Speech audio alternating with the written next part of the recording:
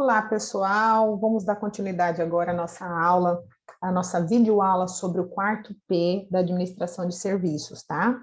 Eu quero apresentar para vocês algumas formas de nós formalizarmos por meio de documentos como fazer a questão da tratativa, da conscientização das pessoas, da motivação das pessoas dentro do ambiente de trabalho da construtora, né, ou de qualquer outra empresa, para que vocês tenham conhecimento de como passar isso para o papel, né, que a gente acabou falando na nossa última aula sobre esse quarto P, como motivar, como saber, né, conscientizar esses funcionários, como fazer com que eles tenham um ambiente, né, de trabalho satisfatório, né, para trabalhar, agradável para trabalhar. Então, eu trouxe aqui para vocês um exemplo de um documento chamado Perfil de Funções, ou Manual de Perfil de Funções, tá? Ou Perfil de Colaboradores. Cada empresa dá um nome que ela bem entender. É um modelo de 2015, mas que ainda é válido, tá? Dentro das construtoras, e eu gostaria de apresentá-lo para vocês saberem que não é difícil fazer esse mapeamento das pessoas, não é difícil atender esse quarto P da administração de serviços, tá? Então, a gente tem aí esse documento, esse manual, ele consta com um mapeamento, na verdade, de todas as funções que tem dentro de uma construtora. Então, a gente tem lá desde administrativo, auxiliar administrativo, assistente administrativo, ajudante, servente, armador, arquiteto, assistente contábil, até azulejista, carpinteiro, engenheiro civil, engenheiro da qualidade, gesseiro. Então, a primeira coisa é identificar quais são as funções, quais são as modalidades que você tem dentro dessa construtora, né, para mapear. E qual que é o objetivo desse documento? Então, o primeiro objetivo dele é determinar as competências mínimas que são necessárias para as funções que vão impactar direta ou diretamente na qualidade desse produto, ou seja, na execução da obra, tornando as pessoas que desempenham essas funções competentes, garantindo a eficácia dos processos da empresa. Então, a primeira coisa é determinar essas competências que são mínimas para que dentro da sua empresa você tenha né, as competências mínimas necessárias para cada função que vai ser contratada. Então, assim, a empresa vai manter as pessoas conscientes de suas responsabilidades e da importância da sua atividade para o seu desenvolvimento. Então, a partir do momento que ela mapeia, né, determina essas competências mínimas, ela vai manter também as pessoas conscientes de sua responsabilidade, qual que é a importância da responsabilidade dela para que haja o desenvolvimento da empresa. Ainda o perfil define as atribuições e responsabilidades dos colaboradores, melhorando o processo de comunicação interna. Não, professora, não entendi essa parte. Como assim vai atribuir as responsabilidades dos colaboradores e como que isso envolve aí, tem relação à melhoria do processo de comunicação interna? Então, por exemplo, se um colaborador sabe que ele precisa de uma certa informação para ele começar a desenvolver o trabalho dele, o processo dele. Então, ele precisa de um outro departamento, ou de uma outra equipe, ou de um outro colega para que passe as informações iniciais. Ele precisa de uns dados de entrada para conseguir desenvolver o trabalho dele. A partir do momento que ele sabe que quando ele recebe essas informações de entrada, ele precisa desenvolver as responsabilidades e as competências dele dentro do tempo que ele tem, ele vai pegar essas informações X que ele recebeu e vai transformar dentro das responsabilidades dele numa informação ou num processo ou num produto X mais Y. E se ele tiver consciência, né, para qual departamento, para qual equipe, para quais pessoas ele tem que entregar esse produto que passou por ele, que ele trabalhou ali, esse processo que passou por ele, se ele tiver consciência para quem ele tem que passar, para qual departamento, para qual colega, para qual equipe, ele vai fazer da forma com que haja comunicação interna. Então, essa comunicação interna significa que cada responsável por sua atribuição saiba de onde ele tem que começar, o que ele tem que fazer e para onde ele tem que mandar. Isso significa que a empresa possui uma comunicação interna eficaz. Esse documento também deve ser utilizado como uma ferramenta na identificação de carência de treinamento e qualificação de colaborador, servindo de subsídio para a implantação desse requisito. Então, o que acontece? Se você coloca lá, a gente vai ver daqui a pouquinho, que um funcionário, um engenheiro, precisa, dentro da responsabilidade dele na construtora, saber projetar em AutoCAD, e o funcionário que está na empresa, o engenheiro que está na empresa, não sabe mexer no AutoCAD, a empresa vai identificar que existe essa carência. Ou seja, quem for o administrador desse departamento vai identificar que o engenheiro que está lá, sei lá, 10 anos na empresa, não possui curso de AutoCAD. Então, vai buscar oferecer o curso de AutoCAD, ou conseguir um curso para esse engenheiro, ou pedir para o engenheiro se qualificar, dando algum auxílio, para que ele atenda a esse perfil de responsabilidade, de habilidade mínima, que é o perfil de funções. Ainda aqui nesse exemplo, eu até deixei de amarelo para vocês, a empresa entende, porém, que o conhecimento do profissional quanto à função e ao seu compromisso com os valores da empresa são requisitos mais importantes para a execução eficaz da atividade. Então, aqui fala ainda que no caso de cargos operacionais da obra, ou seja, pedreiros, assentadores, pintores, armadores, quando o colaborador não puder comprovar um requisito de escolaridade ou formação, ou seja, não tiver nenhum comprovante que ele saiba ler, que ele frequentou escola, a construtora vai realizar uma avaliação para confirmação dessa alfabetização, ou seja, leitura, escrita, interpretação de texto básico, operação matemática. Por quê? Você precisa evidenciar que o funcionário que está lá na operação, que vai trabalhar, por exemplo, dentro do almoxarifado, vai ser um auxiliar de almoxarifado, ele fala para você que ele sabe ler, mas ele não apresenta para você nenhum comprovante de alfabetização ou que frequentou alguma escola, não tem, se perdeu com o tempo. A construtora deve, né, o responsável por esse processo, deve fazer um teste para realmente verificar se ele sabe escrever, se ele sabe ler.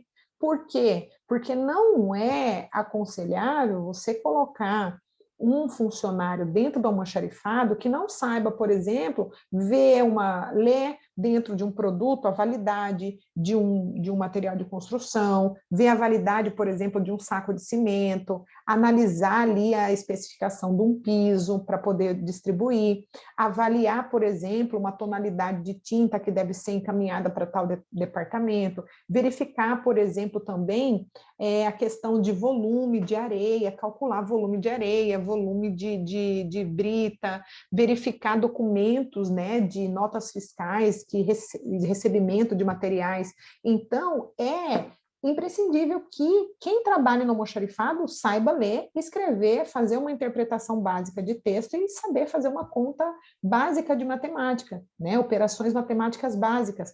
Agora, às vezes você tem a contratação de um funcionário que está lá no almoxarifado e não sabe, então você tem que proporcionar para ele uma avaliação. Se ele, né, nessa avaliação, você colocar um texto básico para ele copiar, um texto básico, né, com uma continha para ele fazer uma soma, uma multiplicação, calcular um volume, e ele souber fazer isso, você tem como garantia que você colocou um funcionário competente dentro do seu almoxarifado. Agora, se existe um funcionário dentro do almoxarifado que não saiba ler, não sabe escrever, nunca frequentou escola, só sabe escrever o nome, ler o nome, você precisa deixar que esse funcionário, né, tenha uma outra atribuição, sei lá, só organização, organizar por cores, ou proporcionar para ele alguma forma, algum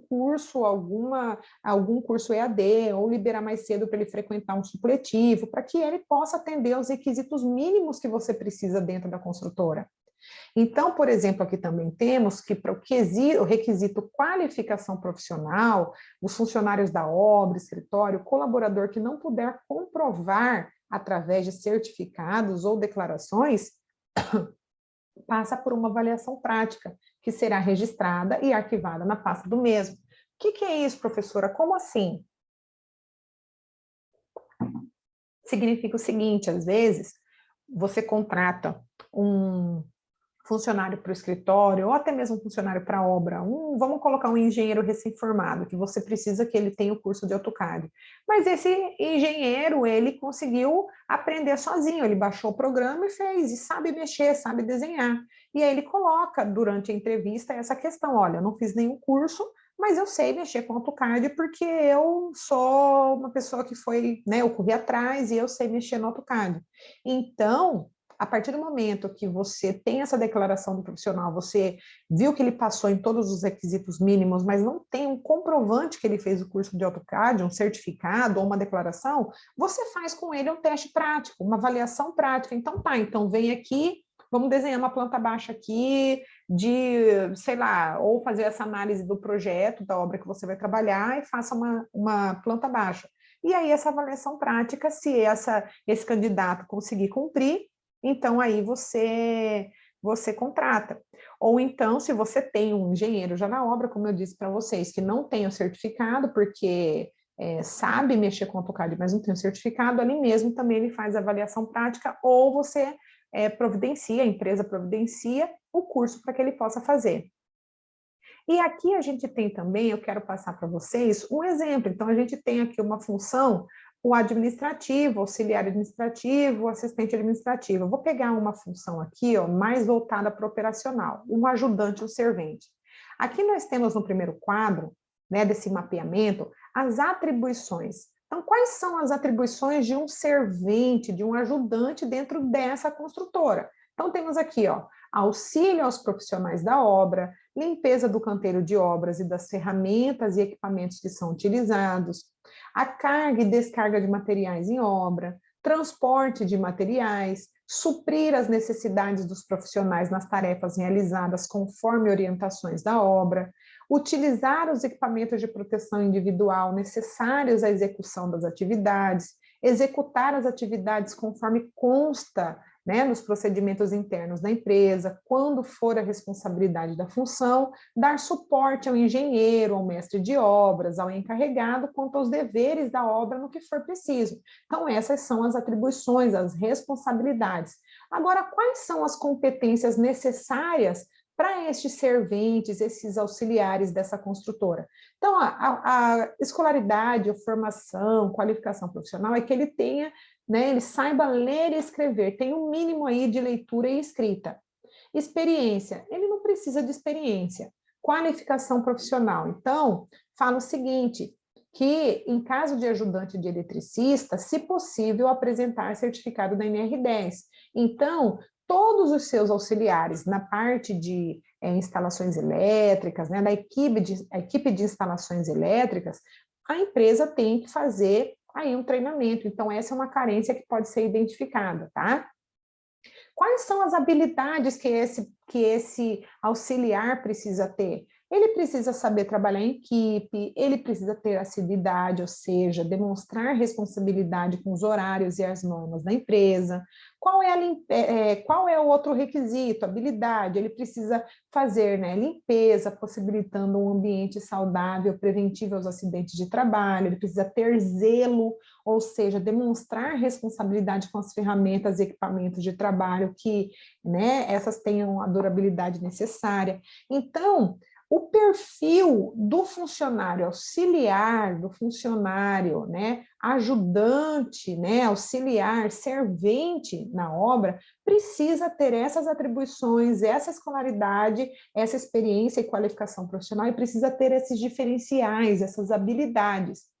Quando esse mapeamento é feito, eu sei que todos os auxiliares e ajudantes e serventes da minha construtora precisam atender esse documento. Quem atende, está ok. Quem não atende, eu vou correr atrás de curso de capacitação, de treinamento, então eu identifico as carências, como foi falado lá em cima, e proporciono para que ele possa ser mantido na empresa, tá? Então, eu mostrei aqui para vocês um exemplo. Um outro documento que eu gostaria de apresentar para vocês é um procedimento de treinamento, tá? Na verdade, eu quero mostrar antes um outro documento chamado Plano de Qualidade da Obra, que é um outro documento que a construtora pode fazer para identificar os seus colaboradores, as carências, tá? Eu vou passar aqui para vocês de uma construtora que a gente tem esse modelo, a matriz de responsabilidades. Então, o que essa matriz faz? Ela coloca lá qual é a função, né?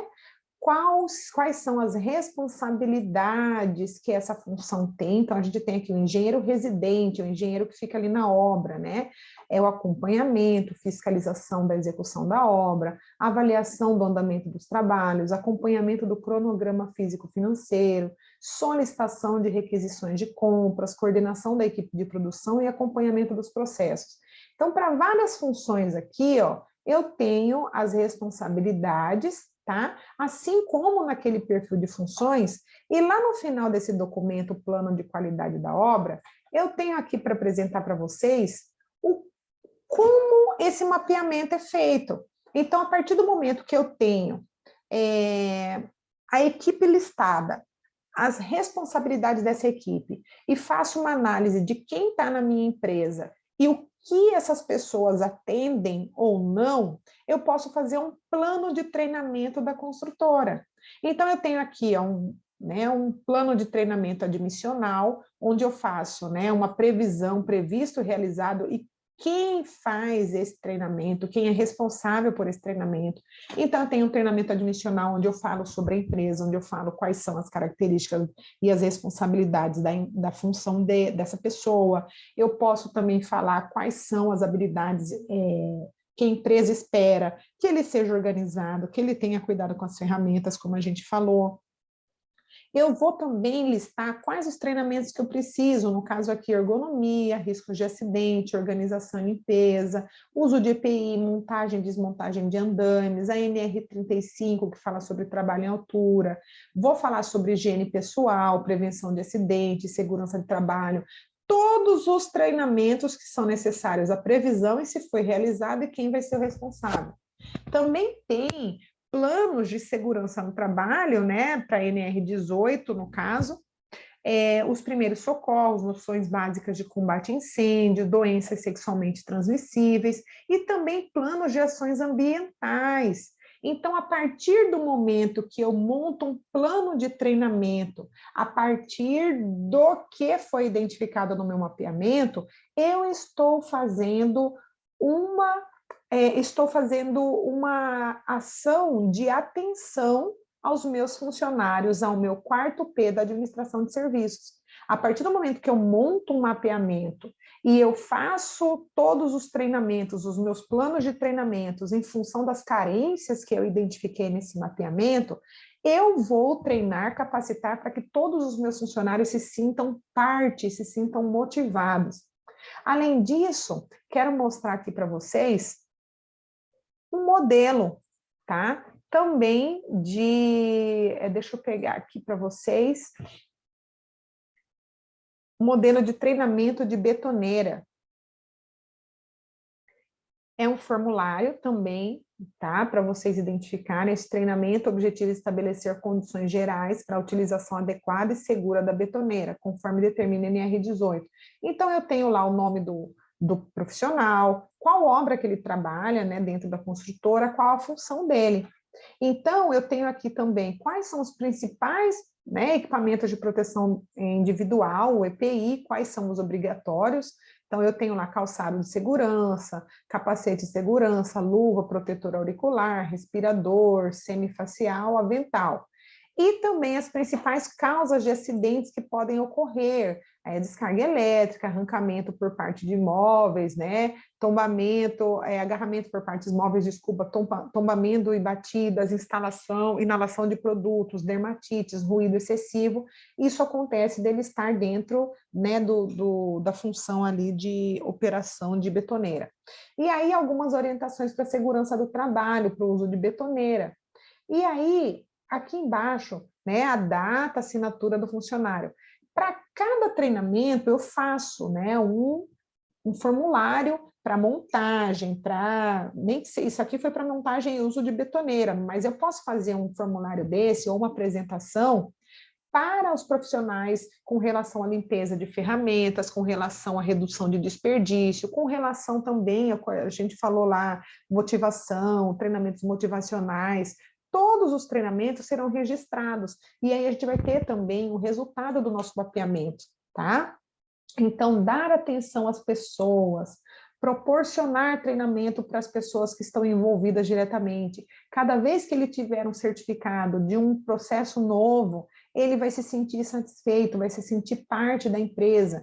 Então, ele vai ter lá, ó, poxa, eu trabalho com betoneira numa construtora há tanto tempo, e agora eu entro nessa empresa, nessa nova empresa, a primeira coisa que eles fazem comigo é um treinamento admissional, explicam para mim a importância da minha função dentro da empresa. Poxa, que legal, eu já recebi um treinamento sobre montagem e uso da betoneira, então agora, depois de tanto tempo trabalhando na área, nunca recebi um curso, nunca soube quais são as principais causas de acidente, não sei, né? Não sabia os riscos que ocorria, eu não sabia quais são os procedimentos de proteção individual que eu precisaria para utilizar. Aqui eu tenho orientações para segurança, e aí com isso eu tenho um certificado. Poxa vida, próxima construtora que eu for trabalhar, eu já vou chegar na construtora apresentando os certificados que eu tive de treinamento.